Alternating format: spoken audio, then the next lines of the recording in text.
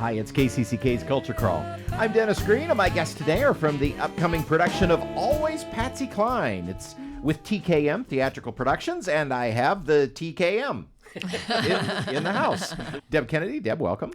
Thank you. And Tom Milligan. How are you? Nice to have both of you here. Busy summer. I know that you all, like us, do summer camps for kids and things like that. So Yes. Before we talk about the show, tell me how the summer's gone. Tell me how camp went and stuff. It's gone so well. 2 out of the 3 camps were kind of oversold, but I'm always like, I hate to say no to the families and the kids. So I'm like, we will fit you in. We will make it work. So, yeah.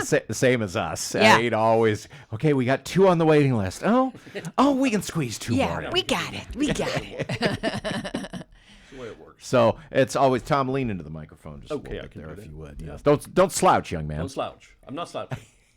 First thing out of the box here, headed into the fall season, is Always Patsy Cline. And we have Patsy Cline in studio as Deb is here. Have you all done this show before? I mean, I know it's been in the area a time or two.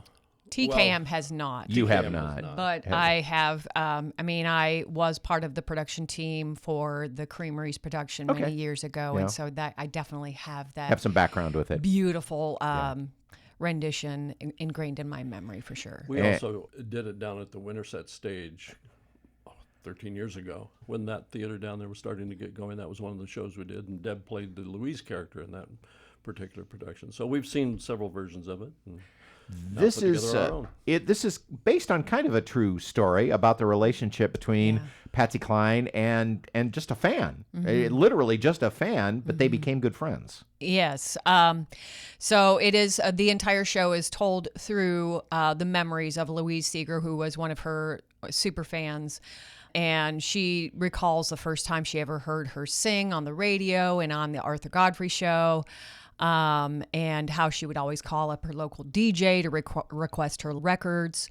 And then she found out through the local DJ that she was coming to their town. And it was just an old bar. It was just, you go in and you pick out your own table, nothing fancy. But she made sure that her and her bunch went to this bar to go see Patsy Cline, and they got there an hour and a half before the band was supposed to start, and then of course the band started an hour later. But during that process, she boldly introduced herself to Patsy Cline. Patsy Cline, back in the day, Decca Records, they would send artists out alone to all of these different venues. And so Patsy went out to this place and she was just checking it out. And that's when Louise went and introduced herself. And they became great friends, pen pals, and corresponded until her passing. Yeah, I guess the modern equivalent would be, Taylor Swift has Yes. had a close relationship, a personal relationship with some of her fans who have been kind of with her since the beginning. Yes, yeah. So you played the Louise character once before. I have. And now you are singing the role of Patsy. Yes. So this is flexing all of your muscles. Oh my goodness, yes. For those who don't know, in addition to being an actress and a producer, Deb is the lead singer and sax player for Fork in the Road. Yes. An excellent band. And I think you've drafted some of your bandmates to help with this too. I have enlisted a few of my bandmates. I've lured them in because, the band is on stage the entire show. They are a big part of the show. And I always feel incredibly blessed to have that group of performers and be part of that group for Fork in the Road. So why not cast them as this on-stage band for Patsy Cline? So tell us who is in the band while we're on that topic. We have Leighton White on guitar, Pat Smith, who he's kind of doubling, playing the steel guitar part, but also just regular lead guitar part. Lori Ferguson on keys, and she's the band director. She kind of keeps us in line, makes sure everybody's on the same page and knows where everything starts. We have John O'Connell on drums and Joy Ward on fiddle, Jeanette Welch on bass. Well, that is too bad you can't find good people to play in your band. We are so lucky. We are so, yeah. So you played Louise prior to this, and I'm sure that in that show you were, you were looking at whoever the actress was playing Patsy and kind of thinking, I'd do it that way. I might do this a little bit different. So tell me what your background with this show, how that's informed how you approach this part. Well, playing an icon is extremely daunting, and I I'm probably my hardest critic. I'm a perfectionist, and so I'm, giving myself a hard time along the way. But it's a beautiful story. If you look at Patsy Cline's life, she was a fighter and a survivor. At 13, she got extremely ill and got a throat infection that somewhat was the cause of her voice. That was the breakthrough voice of that time. So she does kind of accredit a lot of that. But I mean, she also survived family abuse and survived a car crash that nearly killed her. But she pushed through all of those things. And unfortunately, she still, had an untimely demise. But just the fact that she forged ahead through so many things is a great inspiration for, I think, many women. At a time when, as hard as it is to be a woman today, yes, it was. In the 50s, it was a whole different degree of difficulty, Yes. especially making it in the male-dominated music industry, which just ground people and women in particular and people of color beneath its heel. Yes, absolutely. So she's just a great inspiration all around as a musician, but also as a female leader. So I am going to strive for that goal and just try to do my best to put her in the best light as possible. Yes, it's extremely daunting, but it's a beautiful story that should be told. Yeah. Tom, are you directing the show? I'm directing. Yeah. Okay.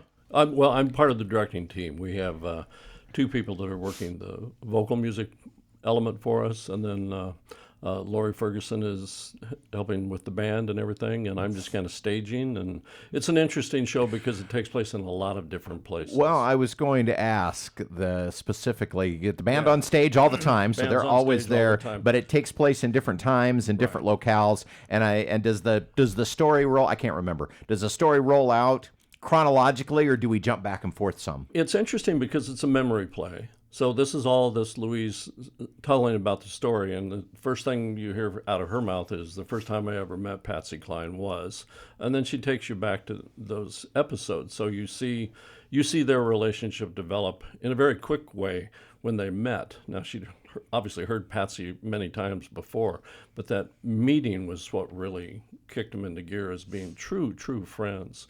So the show jumps from Louise's kitchen over to the bar, from the Grand Ole Opry. It starts in the Grand Ole Opry, back to the kitchen, back to a radio station.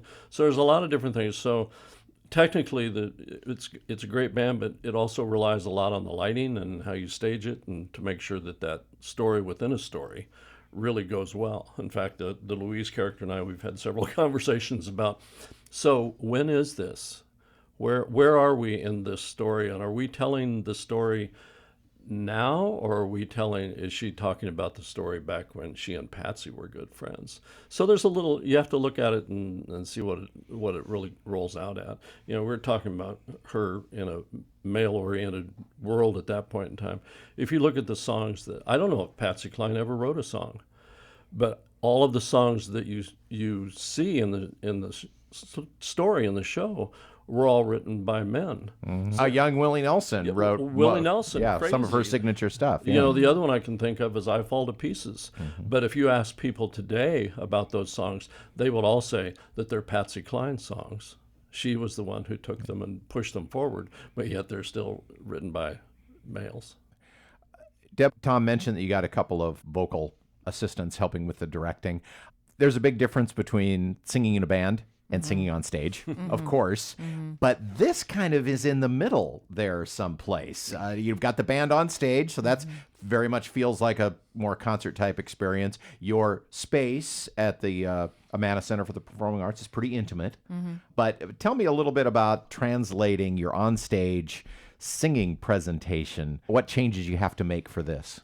So because a lot of it is a memory play, but then you do see the actual meeting of Louise and Patsy, you do kind of have to jump back and forth. The first time you see Patsy, it represents the Grand Ole Opry. And then you see Louise and she was like, yeah, that's not the first time I ever heard her sing. The first time I ever heard her sing was on the Arthur Godfrey Show. And then so she keeps talking about places and things, areas where she would see and hear Patsy sing.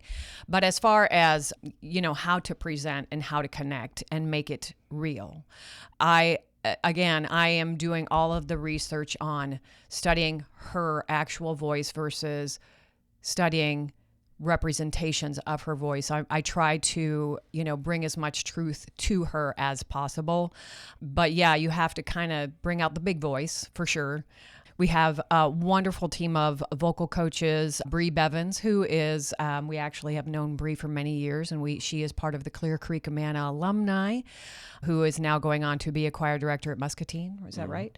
And then Tracy Williams, who is part of the team for Clear Creek Amana as well. She is the music director for Clear Creek Amana for the musicals over there, and also does musical theater classes and choir director and all of that. So we have a wonderful team of vocal directors to kind of help guide, also helping teach the Bodacious Bobcats, which is the representation of the Jordanaires for the show, for the backup vocals as well. TKM Theatrical Productions presents Always Patsy Cline, 2 weekends, yes? Yes. Opening August 14th at the Amana Performing Arts Center. How do we get tickets? You can go to tkmtheatricalproductions.com, go to our events pages, and you'll see it right at the top of the events pages, or through Facebook. We also have the event listed on Facebook. We are on the Amana calendar. So it's tkmtheatricalproductions.com, or you can also call 319-899-3799. Oh, this is a great piece, and excited to see you get the chance to use all of the facets of what you do, Deb, in this. So it's a great opportunity to see Deb in all her glory, doing all the stuff. Nice to have you both here. Thanks. Thank you. You can hear The Culture Crawl live on the radio most weekdays at 10:30, on demand at kcck.org/culture, or subscribe using your favorite podcast player. Watch our videos on the KCCK Facebook and YouTube channels. Our producer is Lydia Kilgore. The Culture Crawl theme is composed by Vivian Shanley. I'm Dennis Green, and I'll talk to you later.